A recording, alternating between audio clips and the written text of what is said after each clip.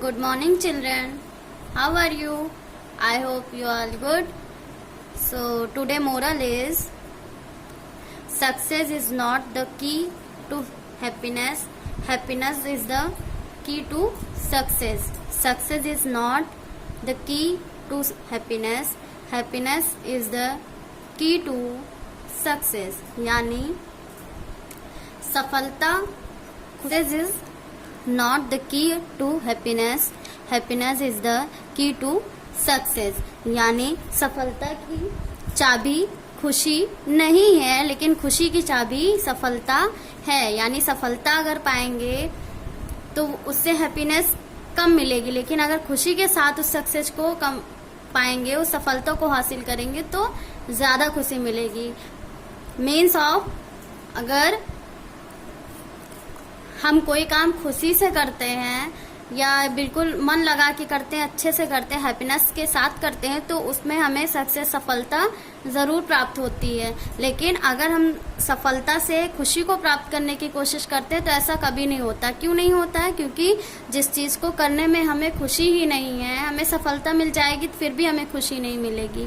लेकिन जिस चीज में हम मेहनत कर रहे हैं या उसको खुशी के साथ करने की कोशिश कर रहे हैं, सकारात्मक एक तरीके के होता है सकारात्मक सोच. जैसे सकारात्मक सोच के साथ हम अगर कुछ करेंगे पॉजिटिव सोच के साथ, तो वो चीज जरूर सक्सेस होगी. लेकिन अगर निगेटिव थॉट के साथ करेंगे तो वो चीज कभी सक्सेस नहीं होगी. इससे पहले भी मोरल में मैंने जब बोला था आपसे कि पॉजिटिव थॉट रखना बहुत जरूरी है हमारे लिए. अगर पॉजिटिव थॉट रखेंगे तो वो चीज भी हो जाएगी जो चीज हमें बहुत ज़्यादा कठिन लगती, बहुत ज़्यादा डिफिकल्ट लगती है, वो चीज़ें भी हमारी हो जाएंगी अगर हम उसे पॉजिटिव थॉट के साथ सोचकर चलेंगे. जब हम ये सोचेंगे कि बस हमें सफलता हासिल करनी है, उस सफलता में हमें ये भी तो देखना है कि हमें खुशी मिल रही है नहीं मिल रही है. हम दूसरों के लिए थोड़ी ना उस सफलता को हासिल कर रहे हैं, हम उसके लिए कर रहे हैं, अपने लिए कर रहे हैं ना. तो हम अपने लिए जब कर रहे हैं तो हमें से जो भी चीज हम हैप्पीनेस के साथ करेंगे सफलता प्राप्त होगी, वो हमारे लिए अच्छा है. या सफलता के साथ हमारे जो जैसे हम सफल हो गए और खुश नहीं है तो कोई मतलब है सफलता का नहीं है. लेकिन अगर खुश है, खुशी के साथ हमने सफलता प्राप्त की है तो इसका मतलब बहुत है. तो इसलिए मोरल आप सबको मोरल समझ में आया. Today moral is success is not the key to happiness. Happiness is the key to success. चलिए let's start study. अब हम पढ़ते हैं हिंदी फर्स्ट. हिंदी फर्स्ट में हमने कौन सा चैप्टर इससे पहले वीडियोस में पढ़ा था? हमने पढ़ा था सेकेंड चैप्टर जो था सेखी बाज मक्खी.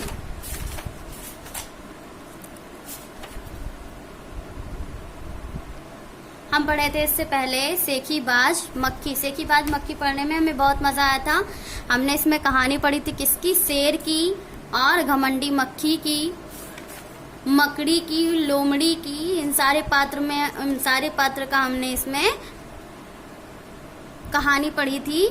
लेकिन हमने इन कहानी से भी हमें इन कहानी से क्या सीख मिली थी? हमें इस कहानी से सीख मिली थी कि हमें कभी भी खुद पर घमंड नहीं करना चाहिए. हमेशा अपने आप को बिल्कुल एक सरलता पूर्वक रखना चाहिए. अगर हमारे पास कितनी भी चीजें क्यों ना आ जाएं, चाहे हमें जितनी भी ताकत आ जाए तो क्या मतलब, अगर ताकत आ जाएगा तो हम घमंड करेंगे, तो हमें घमंड फिर भी नहीं करना चाहिए. अगर हमारे पास सारी चीजें अवेलेबल हैं, उपस्थित हैं हमारे पास सारी चीजें, और दूसरों के पास नहीं है तो हमें उन्हें कभी नहीं दिखाना चाहिए कि उनके पास नहीं है और हमारे पास है. इसी को कहते हैं घमंड. और घमंड में हमेशा इंसान गलत काम ही करता है.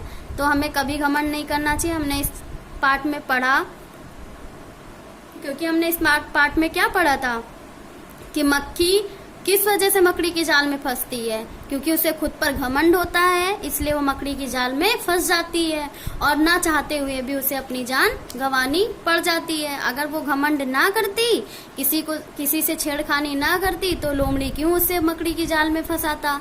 ये मकड़ी को मारने के लिए गई थी और खुद ही उसके जाल में फंसकर मर गई. इसको ये नहीं पता था मक्खी को कि इससे ज्यादा ताकतवर मकड़ी है. उसके जाल में अगर यदि ये फंस गई तो ये नहीं बच सकती है, ये मर जाएगी. फिर भी इसने अपने घमंड में, इसको किस चीज का घमंड था? शेर का कि उसने शेर को हरा दिया था, विशालकाय हाथी को हरा दिया था। तो मकड़ी तो एक छोटी सी है, मकड़ी को तो सारे लोग हरा सकते हैं ना। अब हम भी तो देखते हैं छोटी सी मकड़ी है, उसको मार सकते हैं, लेकिन मक्खी के हिसाब से मकड़ी बहुत बड़ी थी। फिर भी इसने सोचा कि उसे चुटकी बजाते ही खत्म कर दूंगी, और वो नहीं कर पाई, और अपने घमंड की वजह से मकड़ी के बड़े से जाल में फंसकर वह मर गई। चलिए, हमने रिवीजन आपको सेकेंड चैप्टर का फिर से अच्छे से रिवीजन करा दिया है। जो नहीं समझ में आया था आपको फिर से अच्छे से समझ में आ गया होगा। आज हम पढ़ते हैं तीसरा पार्ट, जो है चांद वाली अम्मा। तुम शरारत तो करती ही होगी, कौन कौन सी शरारत करती हो? इन चीजों का इस्तेमाल तुम कोई शरारत करने के लिए कैसे करोगी? इन चीजों का इस्तेमाल किस चीज के लिए करना है हमें? शरारत करने के लिए। झाड़ू, पंख, कागज, गुब्बारा, हम शरारत करते हैं इन चीजों से। ज्यादातर हम कागज या गुब्बारे से करते हैं। तो ये सारी चीजें क्या है? शरारत। इन चीजों से क्या होता है? शरारत। ये तो आपके लिए है चैप्टर के अकॉर्डिंग। बहुत समय पहले की बात है, एक बूढ़ी अम्मा थी, बिल्कुल अकेली। उसका अपना कोई ना था। घर का कामकाज उसे खुद ही करना पड़ता। सुबह उठकर कुएं से पानी लाना, खाना बनाना आदि। उसके साथ एक परेशानी थी, वह रोज सुबह उठकर जब घर में झाड़ू लगाती तब तक तो सब ठीक रहता, पर जैसे ही वह आंगन में जाती और झाड़ू लगाने के लिए झुकती, तभी आसमान आकर उसकी कमर से टकराता। यानी रोज की तरह जब ये सारा काम कर लेती, झाड़ू, पोछा, कुएं से पानी निकालना, खाना बनाना, सारा काम कर लेती, और वह सुबह जब उठ के झाड़ू लगाने जाती तब तक सब ठीक रहता। जैसे ही वह आंगन में जाती और झाड़ू लगाने के लिए झुकती नीचे, तभी आसमान आके उसकी कमर पर टकराता। अम्मा उसे घूर कर देखती तो वह थोड़ा हट जाता। फिर वह जैसे ही दोबारा झुकती, आसमान फिर उसकी अपनी हरकत दोहराता। अपनी हरकत मतलब अपनी आदत को वो फिर से दोहराता। 1 दिन, 2 दिन, 3 दिन लगातार यही क्रम चलता रहा। अम्मा झाड़ू लगाए और आसमान उसे तंग करे। एक दिन कुएं पर पानी भरने को लेकर अम्मा का किसी और से झगड़ा हो गया। देखिए, एक दिन कुएं पर पानी भरने को लेकर अम्मा का किसी और से झगड़ा हो गया। अम्मा जरा गुस्से में थी। वह झाड़ू उठाकर आंगन में गई और जैसे ही झुकी, आसमान ने अपनी आदत के अनुसार उसे फिर से छेड़ा। जैसे वो हमेशा छेड़ता था, उसकी कमर पे टकराता था, वैसे उसने उस दिन भी किया। लेकिन उसे यह बिल्कुल ना पता था कि उस दिन बूढ़ी अम्मा किसी और से लड़के गुस्से में आई हुई है। फिर अम्मा ने आओ देखा ना ताओ और कस कर एक झाड़ू आसमान को दे मारी। उसने ना आओ देखा ना ताओ देखा, मतलब बिना सोचे समझे किया गया काम क्या होता है, ना आओ देखा और ना ताओ देखा। उसने ना आगे पीछे सोचा और ना पीछे सोचा, बस उसने कस के झाड़ू एक आसमान को दे मारी। क्यों दे मारी? क्योंकि आसमान उसे काम करने में परेशान कर रहा था, बार बार उससे शरारत कर रहा था। आसमान झट हट गया, पर वह भी अपनी आदत से मजबूर था। जैसे हमारी आदत किसी चीज को करने में अगर लग जाती है तो उसे छोड़ने में थोड़ी तकलीफ होती है, थोड़ा ना चाहते हुए इन चीजों को तब तक करते रहते जब तक वो पूरी तरीके से खत्म नहीं हो जाती। तो उसकी आदत से वो मजबूर था। दूसरी बार फिर अम्मा के झुकते ही टक्कर मारने लगा। फिर उसने वही काम किया जिस वजह से वो झाड़ू खाया था। फिर भी उसने वही काम किया। क्यों? क्योंकि उसकी आदत पड़ चुकी थी और वो अपनी आदत से बिल्कुल मजबूर हो चुका था। अम्मा ने फिर पूरी ताकत से उस पर वार किया। फिर अम्मा ने पूरी ताकत से झाड़ू से आसमान पर वार किया। उसे मारने के लिए झाड़ू उठाई।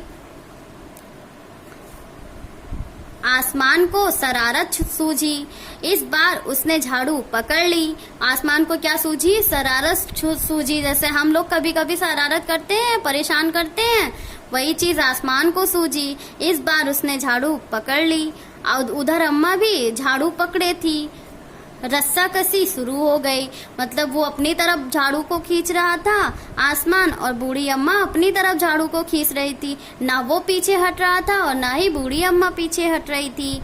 झाड़ू का ऊपर वाला हिस्सा आसमान पकड़े हुए था, तो नीचे वाला अम्मा, मतलब झाड़ू का जो ऊपर का हिस्सा होता है वो आसमान ने पकड़ रखा था, और झाड़ू के जो नीचे का हिस्सा होता है बूढ़ी दादी अम्मा ने पकड़ रखा था। ना ही आसमान छोड़ रहा था और ना ही बूढ़ी अम्मा छोड़ रही थी। नीचे वाला हिस्सा अम्मा पकड़ी हुई थी। दोनों छोड़ने को तैयार ही नहीं थे। अम्मा चिल्लाई, छोड़ मेरा झाड़ू, मेरे पास या यही एक झाड़ू है। उसने क्या कहा अम्मा ने चिल्ला के? छोड़ मेरा झाड़ू, मेरे पास या एक यही झाड़ू है। तब भी आसमान ने नहीं छोड़ा। बूढ़ी अम्मा कब तक रस्साकसी करती? थक गई। रस्साकसी कब तक करती? बूढ़ी अम्मा एक बूढ़ी थी, उसमें ज्यादा ताकत नहीं थी। वो कब तक झाड़ू को पकड़ के इस तरह लटकती और खींचातानी करती? आसमान ने झाड़ू खींचना छोड़ दिया। आसमान ने झाड़ू खींचना छोड़ दिया। अब वह झाड़ू के साथ ऊपर उड़ने लगी। अब वह झाड़ू के साथ क्या होने लगी? ऊपर उड़ने लगी। उसके साथ साथ झाड़ू पकड़े हुए अम्मा भी ऊपर जाने लगी। उसके साथ साथ झाड़ू पकड़े, जब झाड़ू ऊपर जा रही है तो झाड़ू को अम्मा ने पकड़ रखा है, तो अम्मा भी साथ साथ झाड़ू के ऊपर जाने लगी। वह चिल्लाई, मुझे नीचे छोड़ दो, मुझे नीचे छोड़ दो। आसमान ने कहा, अम्मा अब मैं तुम्हें नहीं छोड़ूंगा, ले चलूंगा ऊपर, वहीं झाड़ू लगाना। आसमान ने क्या ठिठोली की अम्मा से? अब मैं तुम्हें नहीं छोड़ूंगा, ले चलूंगा ऊपर, वहीं झाड़ू लगाना। नेक्स्ट पंक्ति में आते हैं। देखो इसमें चांद में दिखा रहा है ना, झाड़ू लेके बूढ़ी अम्मा बैठी आसमान में। अम्मा अब झाड़ू नहीं छोड़ सकती थी क्योंकि वह बहुत ऊपर पहुंच चुकी थी। अम्मा अब झाड़ू क्यों नहीं छोड़ सकती थी? क्योंकि वह बहुत ऊपर पहुंच चुकी थी, और अगर वहां से वो छोड़ती तो नीचे गिर जाती ना। इस डर की वजह से उसने झाड़ू नहीं छोड़ा। तभी उसे वहां चांद दिख गया। तभी उसे वहां चांद दिख गया। झट अम्मा ने पैर बढ़ाया और चांद पर चढ़ गई। झट अम्मा ने पैर बढ़ाया और चांद पर चढ़ गई, पर झाड़ू नहीं छोड़ी। मतलब बूढ़ी अम्मा के पास इतना हट था, इतना जिद था कि उन्होंने सब कुछ हो गया इनके साथ, पर उन्होंने अपनी झाड़ू को नहीं छोड़ा। आसमान को फिर शरारत सूझी। उसने सोचा, अम्मा तो चांद पर चढ़ गई है, यदि चांद उसकी मदद करेगा तो मैं हार जाऊंगा, इसे यहीं रहने दूं। अम्मा तो चांद पर चढ़ गई है। आसमान ने सोचा कि अम्मा तो अब चांद पर चढ़ गई है, और अगर चांद ने अम्मा की मदद कर दी तो मैं हार जाऊंगा। उसने क्या सोचा? ऐसा सोचकर उसने झाड़ू छोड़ दिया। ऐसा सोचकर उसने झाड़ू छोड़ दिया। अम्मा झाड़ू सहित चांद पर रह गई। अम्मा झाड़ू सहित कहाँ रह गई? चांद पर रह गई। वह इतनी थक गई थी कि झाड़ू पकड़े पकड़े ही चांद पर बैठ गई। इतना थक गई थी वो, झाड़ू पकड़े पकड़े ही चांद पर बैठ गई। आसमान ऊपर चला गया। वो चांद पे टिकी रह गई, आसमान ऊपर चला गया। उस दिन से आज तक बूढ़ी अम्मा झाड़ू पकड़े चांद पर बैठी हैं। उस दिन से आज तक क्या हुआ? बूढ़ी अम्मा नीचे नहीं आ पाई हैं। आसमान ने झाड़ू को छोड़ दिया और अपने हट के लिए वो झाड़ू को पकड़े रह गई और चांद पर ही रह गई। इस कहानी से हमें क्या शिक्षा मिलती है?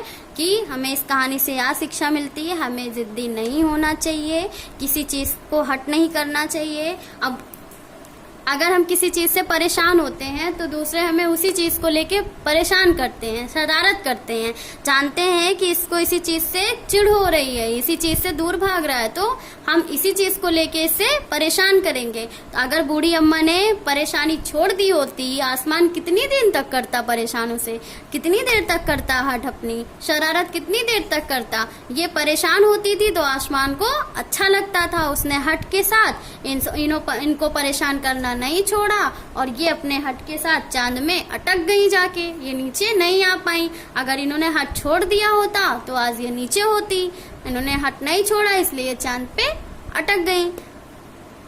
इस कहानी के रचयिता कौन है? तारा निगम। इस कहानी के रचयिता, इस कहानी को किसने लिखा है? तारा निगम ने लिखा है। रचयिता इनके तारा निगम जी हैं। अब हमने इस चैप्टर में पढ़ा था चांद वाली अम्मा। चांद वाली अम्मा हमें स्टोरी बहुत अच्छी लगी है। अब हम चलते हैं इसके अभ्यास वर्ग पे। अब हम इसका करेंगे अभ्यास कार्य। अभ्यास कार्य में सबसे पहले करेंगे हम तुम्हारी कल्पना से। बूढ़ी तुम्हारी कल्पना से यानी अगर कल्पना करना, क्या सोचना ना कुछ ऐसा जो हमारे माइंड में हो। बूढ़ी अम्मा चांद पर क्यों चढ़ गई होंगी? बूढ़ी अम्मा अपने हट के कारण चांद पर चढ़ गई थी। वो अपनी झाड़ू छोड़ना नहीं चाहती थी। उनको ये था कि मेरे पास यही एक झाड़ू है जिससे मेरा काम होता है, ये चली गई तो हम किससे अपनी घर की साफ सफाई करेंगे।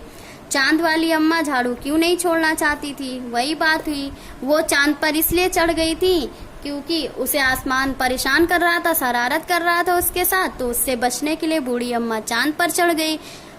और झाड़ू इसलिए उन्होंने नहीं छोड़ा क्योंकि उनके पास वही एक झाड़ू थी, उसके अलावा उनके पास कोई झाड़ू नहीं थी। अगर वो दे देती आसमान को तो वो अपने घर की साफ सफाई कैसे करती?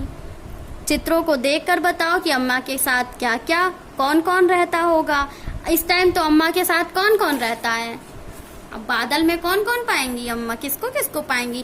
चांद, सूरज या तारे, बादल, इन सारे लोगों के साथ रहती होंगी। अब जमीन पे तो है नहीं, धरती पे तो है नहीं कि इनको इंसानों की झलक दिखती होगी। इनको आसमान की चीजें ही दिखेंगी, तो हमें पता है आसमान में क्या क्या होता है, उन्हीं चीजों के साथ रहती हैं। आसमान बार बार आकर अम्मा की कमर से क्यों टकराता था? तुम्हें क्या लगता है? आसमान बार बार अम्मा की कमर पे इसलिए टकराता था क्योंकि वह शरारत में करने में मजा आता था और उसकी शरारत से बूढ़ी अम्मा परेशान होती थी, चिढ़ती थी। हम आते हैं रूठना और मनाना। जब बूढ़ी अम्मा उड़ी जा रही थी तो उन्होंने आसमान को हर तरह से मनाने की कोशिश की। बताओ उन्होंने क्या क्या कहा होगा? बूढ़ी अम्मा ने आसमान से पीछा छुड़ाने के लिए क्या क्या कहा होगा? घबरा कर वो क्या बोली होंगी? मुझे नीचे छोड़ दो। घबरा कर बूढ़ी अम्मा आसमान से बोलती हैं मुझे नीचे छोड़ दो। गिड़गिड़ा कर मुझे मेरी झाड़ू दे दो, मेरे पास यही एक झाड़ू है। गुस्से में आके आसमान से क्या बोली? अम्मा ने आसमान को झाड़ू दे मारी। गुस्से से उन्होंने ना आओ देखा ना ताओ, उठा के झाड़ू आसमान को दे मारी। तरकीब सोचने पर उन्होंने क्या किया? वह चांद पर चढ़ गई। आखिरी में जब उन्हें कोई रास्ता नहीं दिखा और उन्हें आसमान से बचने की कोई तरकीब ना सूझी तो उन्होंने एक तरकीब यही उन्हें दिखाई दी, एक तरीका उनको यही दिखाई दिया कि वह चांद पर चढ़ जाएंगी तो आसमान चांद तक नहीं पहुंच पाएगा और उसे छोड़ के चला जाएगा। तो उन्होंने खुद को बचाने के लिए और आसमान से पीछा छुड़ाने के लिए वह चांद पे जा पहुंची और चांद पे ही रह गई।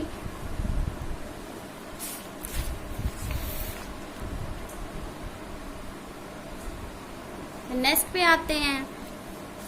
नेक्स्ट है घूरना। अम्मा उसे घूर कर देखती तो आसमान थोड़ा हट जाता। घूर कर देखती यानी गुस्से में जब अम्मा आसमान की तरफ देखती तो आसमान पीछे हट जाता। क्यों हट जाता? क्योंकि उसे पता अम्मा उसे गुस्से से देख रही हैं तो वह पीछे हट जाता। कब ऐसा होता जब तुम्हें कोई घूर कर देखता?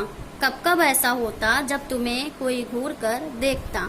जैसे मेरा दोस्त मुझे घूर कर देखता है तब मैं उसका मजाक उड़ाता हूँ। जब मैं उसका मजाक उड़ाता हूँ तब मेरा दोस्त मुझे घूर कर देखता है। हम किसी का मजाक उड़ाते हैं, अगर वो सामने होता है तो हमें हमारी तरफ एक ऐसी तरीके से आँख को निकाल के देखने लगता है, उसे क्या बोलेंगे हम? वह घूर कर देखता है। जब हम उसका मजाक उड़ाते हैं, जब हम उसकी कोई खिंचाई करते हैं, ठिठोली करते हैं, शरारत करते हैं, तो वह अभी घर पे भी हम कोई काम करते हैं, अगर मम्मी पापा के खिलाफ करते हैं या कुछ ज्यादा देर तक खेलते हैं, पढ़ते नहीं है, तो वो भी हमें घूर कर ही देखते हैं जब हम अपना काम नहीं करते हैं। देखिए इसमें है भी, मेरे पिता कब ऐसे घूर कर देखते हैं, आपके पिता कब घूर के देखते हैं, आपको अपने हिसाब से यहाँ पे लिखना है। जैसे यहाँ पे उदाहरण में दिखा रही हूँ आपको, मेरे पिता तब मुझे घूर कर देखते हैं जब मैं उनकी बात नहीं सुनती हूँ। जब कभी कभी मैं उनकी बात नहीं सुनती हूँ तो मेरी तरफ घूर कर देखते हैं, यानी वह गुस्सा होकर देखते हैं। मेरे शिक्षक आपके शिक्षक कब गुस्सा होते हैं, कब घूर कर देखते हैं, जब आप, इस पे मैं अपने अकॉर्डिंग लिख रही हूँ, जब मैं कक्षा में शोर करता या करती हूँ तो तब ऐसा होता है ना। जब हम क्लास में रहते हैं, अपने क्लासरूम में कक्षा में रहते हैं, मैम पढ़ाती रहती हैं और हम क्लास को डिस्टर्ब करते हैं, जो कि बैड हैबिट है। ठीक है, बैड हैबिट है, इसको कभी नहीं अपनाना चाहिए।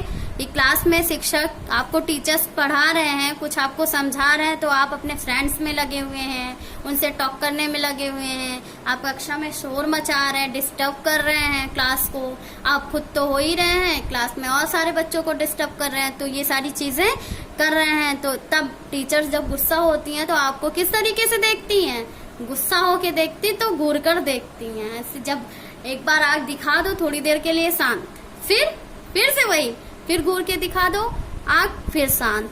तो आपको क्लासरूम में शांति से बैठना चाहिए। अगर शांति से बैठेंगे तो यहाँ शिक्षक का नाम आएगा ही नहीं। आप अच्छी तरीके से पढ़ेंगे तो यहाँ पिता का नाम आएगा ही नहीं। ठीक है, मेरी बहन, मेरा भाई, अब इसको मेरी बहन, जो भाई है बहन के अकॉर्डिंग लिखेगा, जो बहन है वो भाई के अकॉर्डिंग लिखेगा कि भाई उसको कब घूर कर देखता है, कौन से काम करने पे, और बहन उसे कब घूर कर देखती है, कोई ऐसे काम में जो भाई को ना पसंद हो। फिर है दम लगा के हैजा, दम लगा के सब है पूरी ताकत के साथ करना। रस्सा कसी के खेल में दो टोलियों के बीच में खूब खींचातानी होती है। खूब खींचातानी यानी अपनी तरफ खींचना, छोड़ना, खींचना, ऐसे खींचातानी होती है। कुछ और खेलों के नाम लिखो जिनमें दो टोलियां होती हैं। कौन कौन सी गेम में दो टोलियां होती हैं? बहुत सारे गेम होते हैं, कबड्डी में होता है और बहुत, अब हम गेम के नाम आपको नहीं बताएंगे।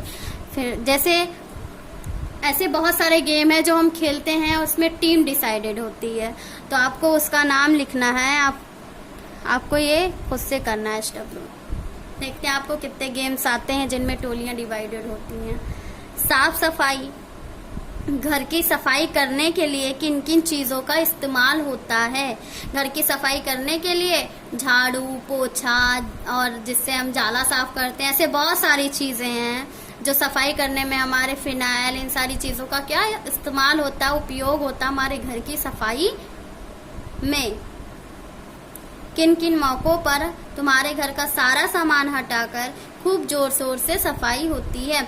हमारे घर में ऐसे कुछ खास मौके, जैसे त्योहार वगैरह पड़ते हैं हमारे, दीपावली, होली है, ईद है, इन सारी चीजों में क्या करते हैं हम? घर का सारा सामान हटाकर उसको साफ सुथरा रखते हैं। क्यों? क्योंकि त्योहार होता है और लोग हमारे घर हमसे मिलने आते हैं, इसलिए हम अपने घर में सारा सामान हटाकर खूब अच्छे से साफ सफाई करते हैं।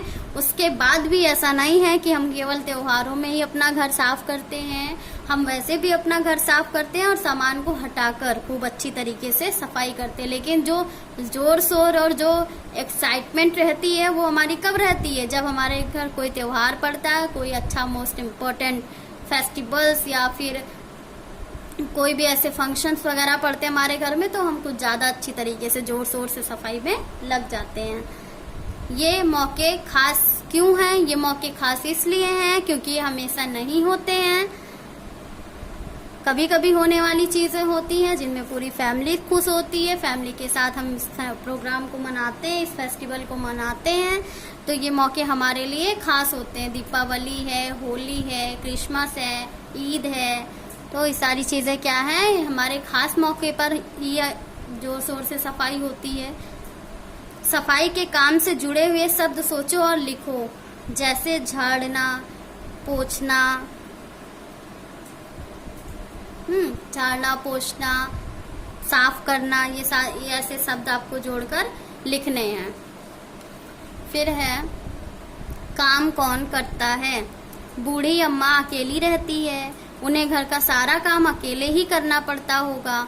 अगर हम अपने घर में अकेले रहेंगे तो हमें सारा काम खुद अकेले ही तो करना पड़ेगा, कोई हमारा हेल्प थोड़ी ना कराएगा जब घर पे कोई नहीं है। तो अगर घर में कोई रहता है तो हमारी हेल्प कराता है, जब हम घर पे अकेले हैं तो कोई नहीं हेल्प कराएगा हमारी।